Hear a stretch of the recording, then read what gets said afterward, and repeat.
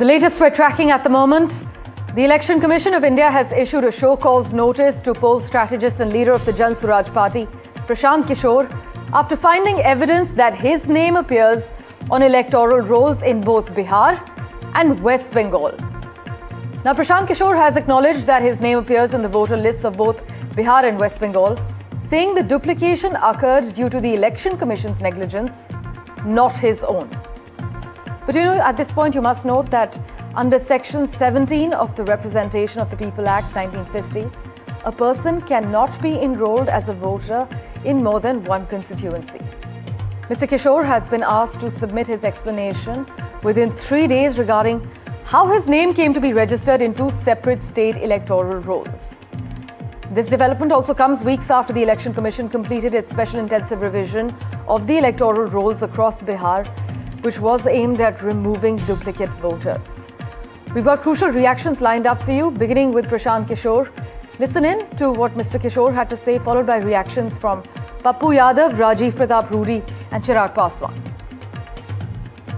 मैं अपने गृह क्षेत्र करघर से, अपने गांव कोनार से मैं वोटर हूं।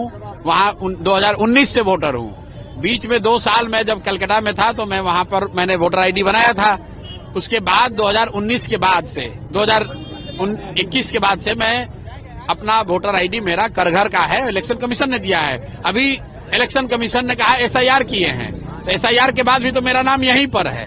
तो अगर वो कह रहे हैं कि दूसरे जगह भी मेरा नाम है, तब तो पूरा एसआईआर क्यों करके सबको परेशान कर रहे थे? हम तो कह रहे हैं कि फर्जी आदमी है। दुनिया का सबसे बड़ा नटवर लाल है। इससे बड़ा न कोई फर्जी है, न नटवर लाल है और न कोई फ्रॉड है।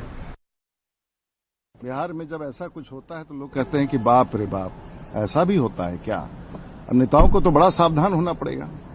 अब 2 आईडी तो वही जवाब देंगे कि 2 आईडी कहाँ है, और वैसे भी उनका 2 आईडी तो है ही है, तो राजनीति में है। लेकिन वैसे हमको कुछ नहीं कहना है, वो तो चुनाव आयोग पूछेगा।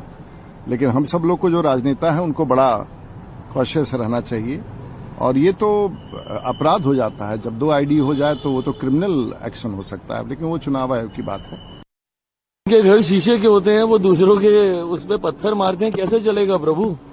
आपके खुद के जब 2 आईडी हैं और आप दूसरों के ऊपर आप सवाल उठाते हैं, दूसरों की आप सो कॉल्ड पोल खोल करने का आप काम करते हैं, जबकि आपका खुद इस तरीके का आपके ड्यूअल वोटरशिप का मामला आपका सामने आ रहा है। 2 जगह आपने अपने वोटर आईडीज आपने बना रखे हैं, जो कि कतई उचित नहीं है।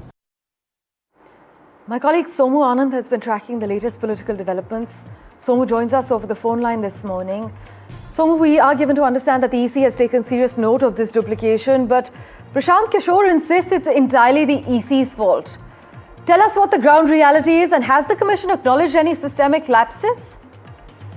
देखिए, अभी प्रशांत किशोर को चुनाव आयोग में इस बात का जवाब देना होगा, क्योंकि करहगर के जो ईआरओ हैं उन्होंने उनको नोटिस जारी किया है। कल ही नोटिस ये जारी हुआ है और 3 दिनों के अंदर उनको जवाब देना है। देखिए, ये चुनाव आयोग पर भले ही प्रशांत किशोर जिम्मेदारी डालने की कोशिश कर रहे हों, लेकिन ये सवाल जरूर है कि अगर 2 जगहों पर उनका वोटर आईडी था तो उन्होंने एक जगह से अपना नाम डिलीट कराने के लिए आवेदन क्यों नहीं दिया? और यही सवाल बाकी पॉलिटिकल पार्टीज भी उठा रही हैं, क्योंकि पिछले दिनों प्रशांत किशोर ने अलग अलग पॉलिटिकल पार्टीज के नेताओं पर भ्रष्टाचार के, करप्शन के काफी गंभीर आरोप लगाए हैं। और जब तेजस्वी यादव और विजय सिन्हा के 2 वोटर आईडी कार्ड का मामला सामने आया था, तब भी प्रशांत किशोर ने उन पर खूब प्रहार किए थे। ऐसे में अब जब प्रशांत किशोर ही इस मामले पर घिरे हैं, तो बाकी पॉलिटिकल पार्टीज भी इसे मुद्दा बना रही हैं। So we'll of course revert to you for regular updates. Thanks so much for joining us this morning.